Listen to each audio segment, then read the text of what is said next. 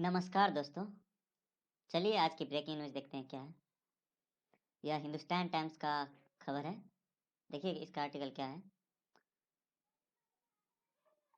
Hindustan times के अनुसार UN में रूस अमेरिका के बीच सीधी कहा सुनी।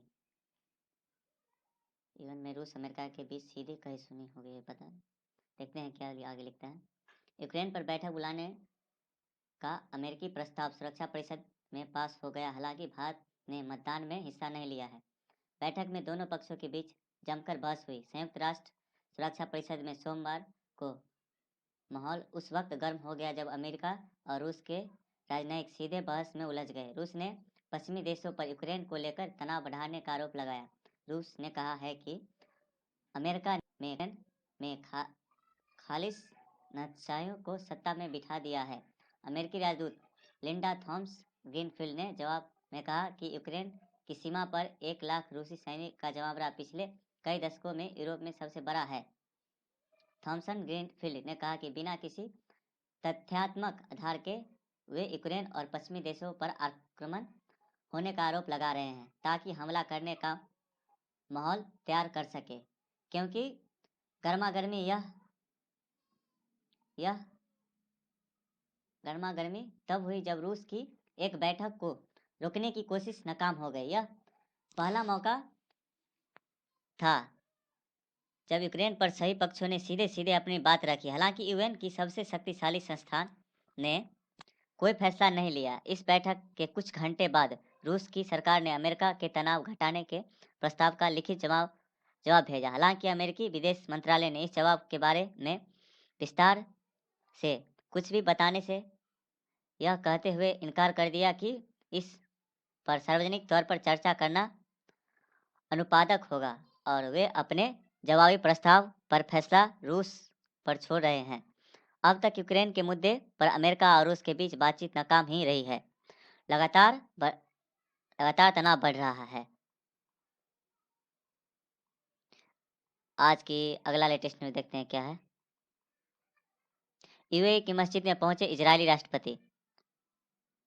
अब्राहम अकॉर्ड पर भी हुई बात, जाने क्या है समझौता। यूएई की मस्जिद में पहुंचे इजरायली राष्ट्रपति और अब्राहम अकॉर्ड पर भी हुई बात हुई है। देखते हैं आगे क्या है। अब्राहम समझौता के बाद इस इजरायल और संयुक्त अरब अमीरात यूएई के बीच संबंध बेहतर होता जा रहा है। इजरायल के राष्ट्रपति इसहाक हर्जोग यूएई के दौरे पर हैं। यह पहली बार है जब कोई भी इजरायली राष्ट्रपति यूएई पहुंचे हैं। दौरे के दूसरे दिन उन्होंने शेख जायद ग्रैंड मस्जिद का दौरा किया है। इस यात्रा पर उनके साथ कई इजरायली डिप्लोमेट्स के साथ ही यूएई के कई नेता भी पहुंचे। बता दें कि यूएई और इजरायल ने 2020 में अब्राहम शांति समझौते पर साइन किए थे। इसके बाद से दोनों देश कई क्षेत्रीय और अंतर्राष्ट्रीय विकास, साझा चिंता और वैश्विक मसले पर एक साथ मिलकर काम कर रहे हैं। अब्राहम यहूदी, ईसाई और इस्लाम धर्म के साझा पूर्वज हैं।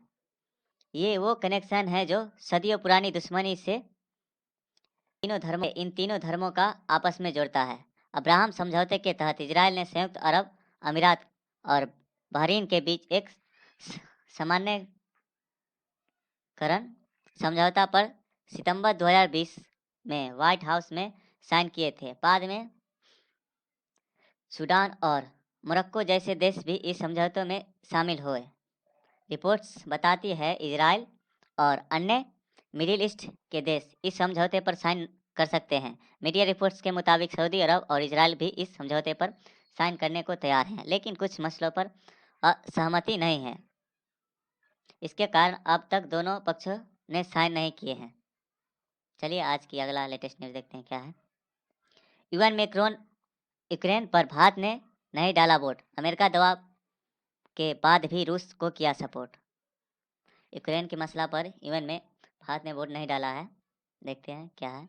रूस और यूक्रेन के बीच चल रहे तनाव के बीच भारत ने संयुक्त राष्ट्र सुरक्षा परिषद यूएनएससी में इस तनाव के मुद्दे पर चर्चा की मांग वाली वोटिंग में हिस्सा लेने से इनकार कर दिया है। भारत ने सुरक्षा परिषद के प्रतिक्रिया मतदान में भाग नहीं लिया और कहा है कि शांत और रचनात्मक कूटनीतिक समय की आवश्यकता है, इसलिए अंतर्राष्ट्रीय शांति और सुरक्षा के बड़े हित में सभी पक्षों द्वारा तनाव बढ़ने वाले किसी भी कदम से बचना चाहिए। भारत ने यह निर्णय तब लिया है जब सुरक्षा परिषद में एक प्रस्ताव लाया गया है जिसमें यूक्रेन की सीमा हालात पर चर्चा करने की मांग की गई है अमेरिका के द्वारा।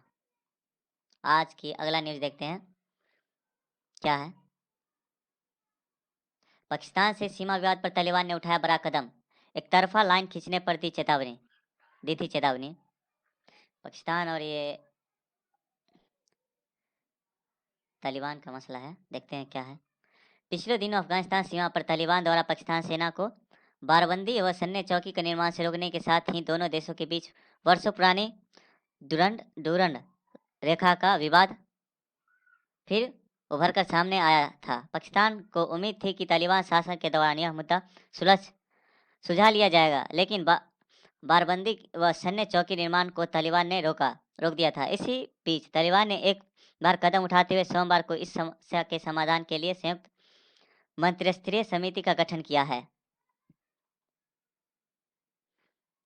दरअसल न्यूज एजेंसी ने टोलो न्यूज की रिपोर्ट्स के हवाले से बताया है कि अफगानिस्तान की तालिबान सरकार प्रधानमंत्री के दूसरे उप प्रधानमंत्री अब्दुल सलाम हनफी की अध्यक्षता में हुई बैठक में मंत्रालयों की संयुक्त समिति के गठन का निर्णय लिया है। बताया गया है कि संयुक्त समिति के उद्देश्य डूरंड रेखा की समस्या को हल करना और भविष्य की संभावित रूप से होने वाली सुरक्षा समस्याओं को समाधान करना है। इनसे जुड़े सभी मुद्दों को आपसी समझ के माध्यम से हल किया जाना चाहिए, ये कहना है।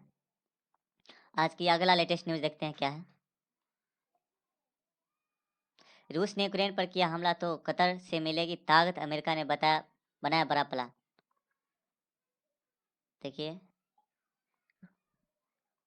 कतर का भी साथ मिलेगा यूएस को यूक्रेन पर अगर रूस हमला करता है तो।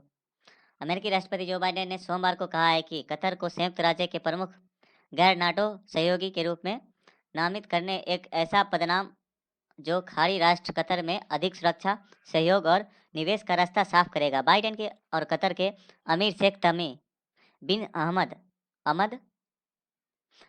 ने